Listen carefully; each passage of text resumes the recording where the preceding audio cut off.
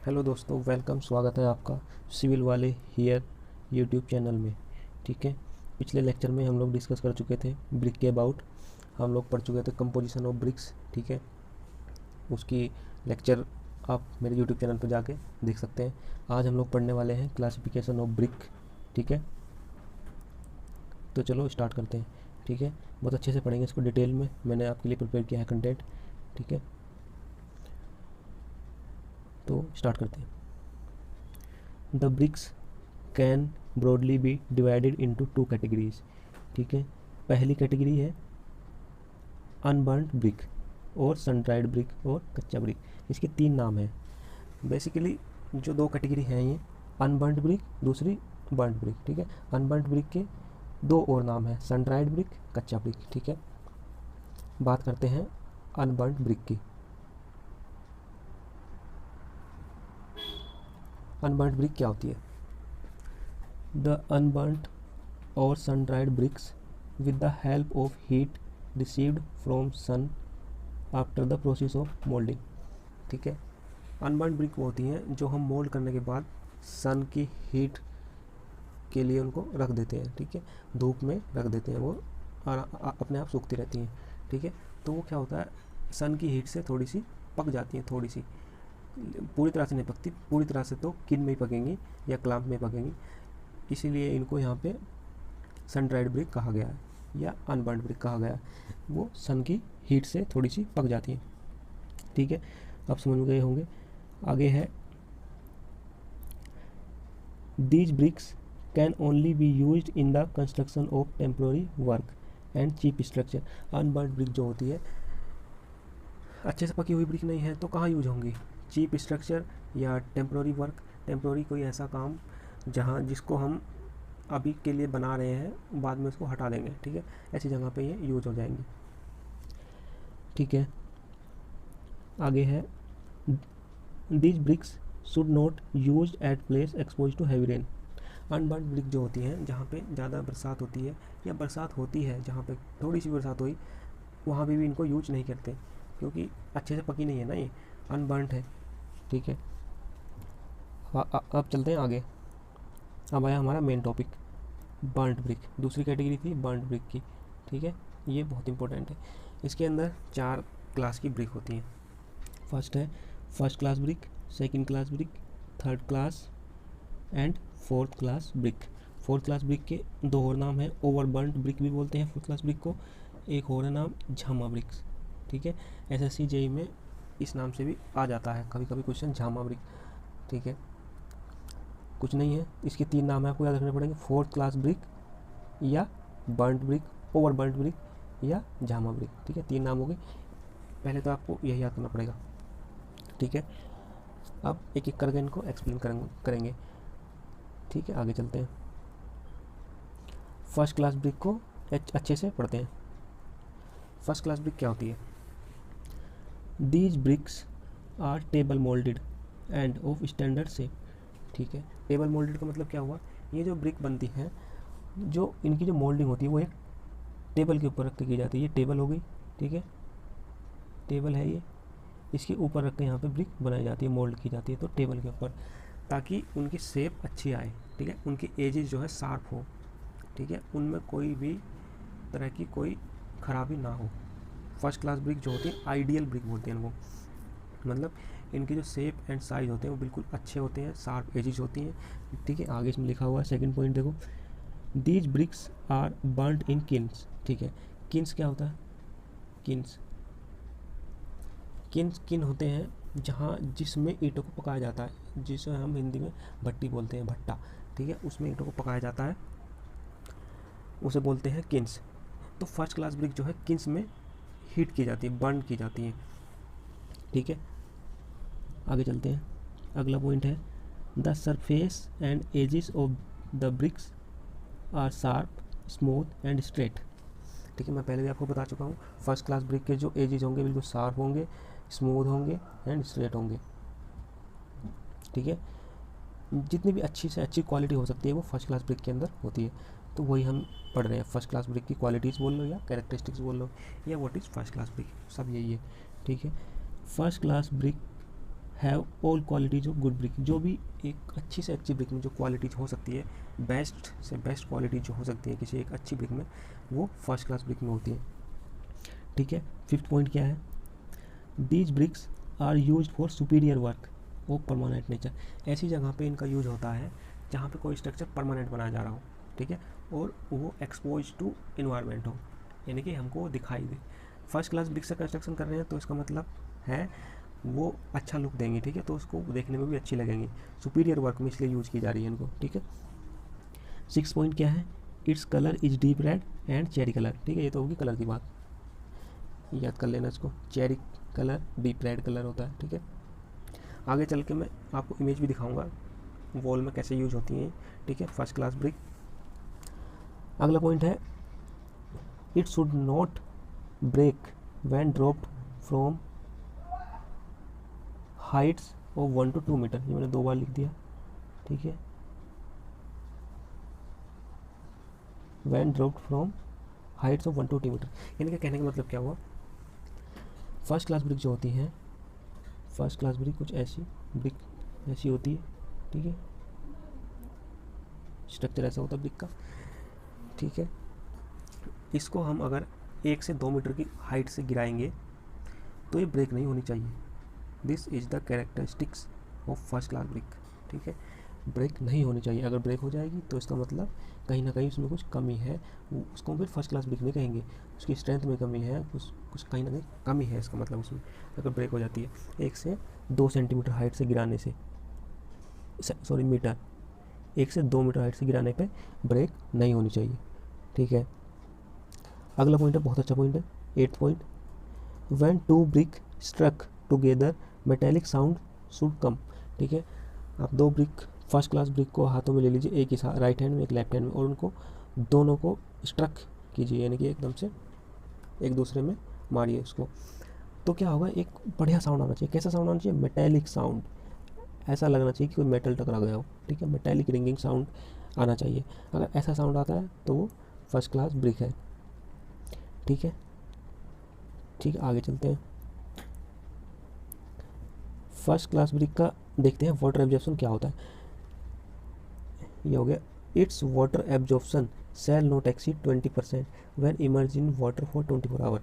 ठीक है, इनके कहने का मतलब ये है, फर्स्ट क्लास ब्रिक को अगर हम 24 आवर के लिए पानी में रखते हैं तो ज़्यादा से ज़्यादा मैक्सिमम कितना वाटर वो एब्जॉर्ब कर सकती है, उससे ज़्यादा नहीं करना चाहिए। कितना, ठीक है, 20%, इससे ज़्यादा नहीं होना चाहिए फर्स्ट क्लास ब्रिक का।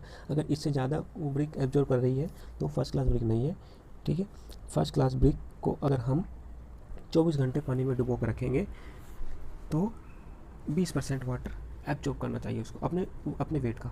ठीक है, 20% किसका, ब्रिक के खुद के वेट का 20% वाटर। ठीक है, समझ में आ गया। अच्छा, ये इमेज दिखाई दे रही है आपको, ये वाली, ये कितनी अच्छी इमेज लग रही है। ये जो कंस्ट्रक्शन की गई है, ये वॉल जो बनी है, ये फर्स्ट क्लास ब्रिक का यूज हुआ है इसमें।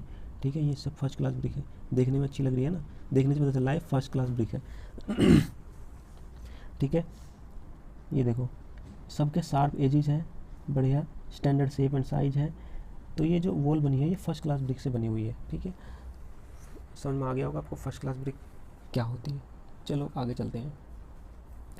किन की बात करी थी हमने, अब आप किन की इमेज भी देख लो, ये देखो किन, ये होता है, ये होता है किन। ठीक है, ये रखी है ईंटें इसके पास बनी हुई, जो इसमें हीट होके आई है बाहर। ठीक है, किन की इमेज हो गई। आगे चलते हैं, use of first class brick, साथ ही साथ हम इनके यूज भी देखते जाएंगे। फर्स्ट क्लास ब्रिक के बारे में हमने सब कुछ पढ़ लिया, 7-8 पॉइंट देख लिए उसके बारे में। ठीक है, अब इसका यूज देखते हैं, कहाँ पे यूज होती है। यूज भी मैं पहले आपको बता चुका हूँ कहाँ पे होती है, जहाँ पे हमको ऐसी वॉल में यूज होती है जहाँ पे हमको वो ब्रिक लगी हुई दिखे, यानी कि दिखने में अच्छी लगती है ना, जहाँ पे प्लास्टर की ज़रूरत ना हो। ठीक है, देखो लिखा क्या हुआ, it is used in face work of structure not to be plaster but only pointed. ठीक है, उस इमेज जो मैंने पहले आपको इमेज दिखाई थी, जैसे इसमें यूज हो रखा है इसका, ये देखो। ठीक है, ऐसी जगह यूज इसको करते हैं, समझ में आ गया, जहाँ पे प्लास्टर करने की ज़रूरत ना पड़े। ठीक है, ये खुद ही देखने में अच्छी लगती है, ये इसका एक बहुत बड़ा यूज है। आगे चलते हैं। अब बात करते हैं सेकंड क्लास ब्रिक की। फर्स्ट क्लास ब्रिक हमने पढ़ चुके हैं, सेकंड क्लास ब्रिक की बात करते हैं। सेकंड क्लास ब्रिक भी ये समझ लो कि फर्स्ट क्लास ब्रिक के जैसी ही सिमिलर है, बस थोड़ा सा स्ट्रेंथ में फ़र्क है इसके, और एक दो पॉइंट हो रहा है जिसमें इसका फ़र्क है, बाकी ये उसकी जैसी ही है लगभग। ठीक है, चलो स्टार्ट करते हैं। These bricks are ground moulded and they are burnt in kilns. ठीक है, ये सेकंड क्लास ब्रिक भी किन में ही बर्nt की जाती है। ठीक है, बट फ़र्क कहाँ पे है इसमें, ये है कि ये जो है ग्राउंड मोल्डेड होती है, ग्राउंड। अब ग्राउंड मोल्डेड होगी तो थोड़ा सा शेप साइज में थोड़ा फ़र्क आ जाता है। ग्राउंड टेबल में ग्राउंड में फ़र्क हो गया ना, उतना अच्छा शेप नहीं आएगा। ठीक है, मतलब बेकार भी नहीं आएगा, पर यह है कि फर्स्ट क्लास ब्रिक की बात ही अलग है, ये सेकंड क्लास ब्रिक है। ठीक है, the surface of these bricks is somewhat rough and shape is also slightly irregular. ठीक है, वही बात आ गई, ग्राउंड में मोल्ड की जा रही है तो surface of this brick is somewhat rough, हल्का सा सरफेस रफ हो सकता है, शेप स्लाइटली इरेगुलर हो सकती है। ठीक है, इसमें कोई बड़ी बात नहीं है। नेक्स्ट पॉइंट है क्लियर मेटेलिक साउंड शुड कम। इनका भी वही है, भले ही ग्राउंड में मोल्ड की जा रही है, ठीक है, लेकिन उससे जो है इनके साउंड पे फर्क नहीं पड़ना चाहिए। जब दो ब्रिक को स्ट्रक करेंगे, दो ब्रिक को ठीक है आपस में टकराएंगे, तो साउंड तो वही आना चाहिए। क्योंकि क्यों आना चाहिए वो साउंड, क्योंकि ये भी तो किन में ही बर्न की जा रही है। ठीक है, अच्छे से बर्न ये भी हो रही है। ठीक है, इनका यूज क्या है सेकंड क्लास ब्रिक का, use of second class brick. These bricks are commonly used at place where bricks is to be provided with a coat of plaster. ठीक है, कहाँ पे यूज होंगे ब्रिक ये, जहाँ पे हमको वॉल को प्लास्टर करने की ज़रूरत पड़ेगी, प्लास्टर कर सकते हैं वहाँ पे, ऐसी जगह पे ये ब्रिक यूज होगी। ठीक है, ये ब्रिक होगी सेकंड क्लास ब्रिक, इसको प्लास्टर कर देंगे, ऐसी जगह पे ये ब्रिक यूज हो जाएंगी। ठीक है, थोड़ी सी शेप इनकी इरेगुलर होती है ना, तो इसलिए प्लास्टर करने की ज़रूरत होती है, ऐसी जगह पे इनको यूज कर लेते हैं, तो उनकी कॉस्ट भी कम होती है। फर्स्ट क्लास ब्रिक ज़्यादा कॉस्टली होती है, सेकंड क्लास ब्रिक कम कॉस्टली होती है, इसलिए इनमें प्लास्टर करने की रिक्वायरमेंट होती है। ठीक है, third class brick, these are ground moulded and these are burnt in clamps. ठीक है, अब तक तो फर्स्ट क्लास ब्रिक और सेकंड क्लास ब्रिक पढ़ी हमने, वो किन में बर्nt की जा रही थी। थर्ड क्लास ब्रिक जो है क्लैंप में बर्nt की जा रही है।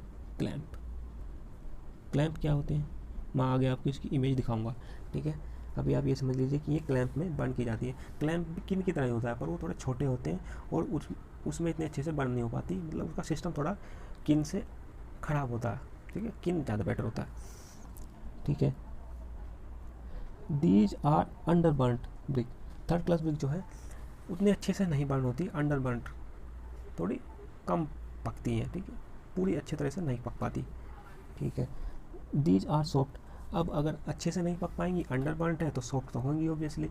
ठीक है, और अगला देखो लास्ट पॉइंट क्या लिखा है, these bricks emit dull sound when struck against each other. ठीक है, ये तो जाहिर सी बात है कि जब सॉफ्ट है, अच्छे से नहीं पकी हुई ब्रिक है, जब हम दो ब्रिक को ठीक है आपस में टकराएंगे तो उनका साउंड कैसा आएगा, डल साउंड आएगा ना।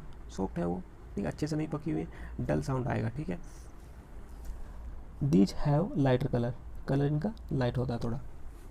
ठीक है, इमेज ऑफ क्लैम्प्स, ये देखो मैंने आपको कहा था ना इमेज दिखाऊंगा मैं इसकी, ये है क्लैम्प्स। किन में और क्लैम्प्स में बहुत फ़र्क है। किन की इमेज मैं आपको दिखा चुका हूँ, ये क्लैम्प है। ठीक है,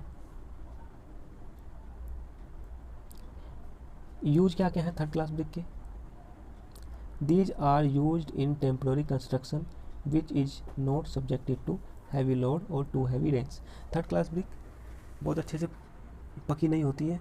ठीक है, तो इसलिए इनको ऐसी जगह यूज़ करते हैं जहाँ पे एक तो बरसात बहुत कम होती हो, यानी कि जो हम वॉल जो घर के अंदर जो सेपरेटिंग वॉल बनाते हैं रूम को सेपरेट करने के लिए, वहाँ भी यूज हो सकती है, क्योंकि वहाँ पर तो बारिश आएगी नहीं। ठीक है, वहाँ तो सेफ हो जाएंगी, उनके ऊपर प्लास्टर भी हो जाएगा, तो उनका यूज हम वहाँ पर कर सकते हैं। ठीक है, वहाँ बरसात आएगी नहीं। ठीक है, और हैवी लोड भी नहीं आएगा, क्योंकि आजकल क्या होता है, जो हमारा सुपर स्ट्रक्चर जो होता है पूरा, वो किस पे होता है, उसका लोड किस पे आता है, कॉलम पे आता है। कॉलम किस पे ट्रांसफर करता है, सब स्ट्रक्चर पे ट्रांसफर करता है। सब स्ट्रक्चर किस पे ट्रांसफर करता है, ग्राउंड पे, ठीक है, सॉइल में ट्रांसफर कर देता है। तो मेरा कहने का मतलब ये है कि जो थर्ड क्लास ब्रिक होती है वो ऐसी जगह यूज होंगी, ना तो वो ज़्यादा लोड बियर कर पाएंगी, वो ना ही ज़्यादा रेन, जहाँ पे हैवी रेन्स पड़ती हो वहाँ उसको भी नहीं सहन कर पाएंगी, ठीक है।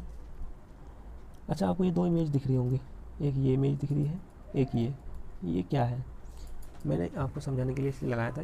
देखो दोनों में ही एक मैन इसमें दिख रहा है, एक मैन इसमें दिख रहा है, दोनों एक काम कर रहे हैं।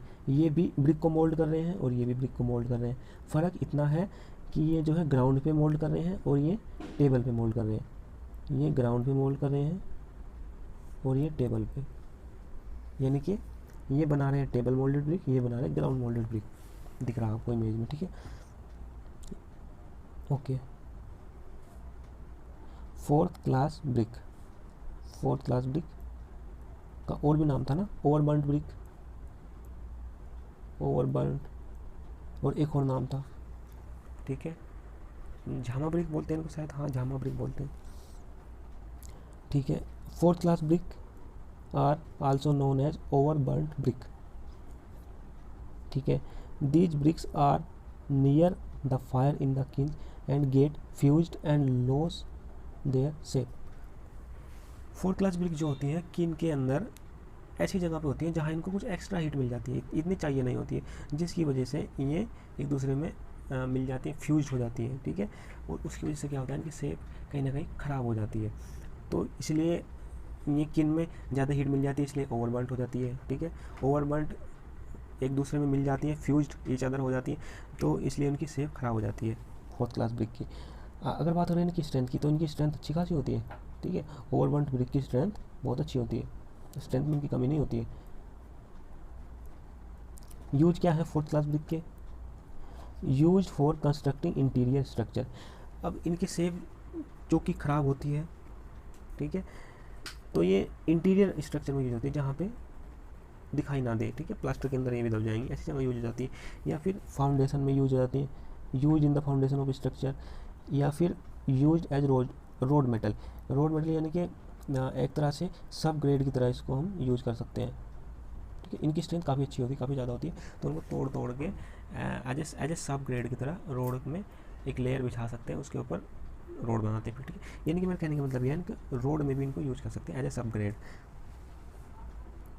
ठीक है। अब यहाँ का लेक्चर हम आज ही ख़त्म करते हैं। अब इनसे मैं एक दो आपको क्वेश्चन देता हूँ जिसके आंसर आपको कमेंट में करने हैं, ठीक है।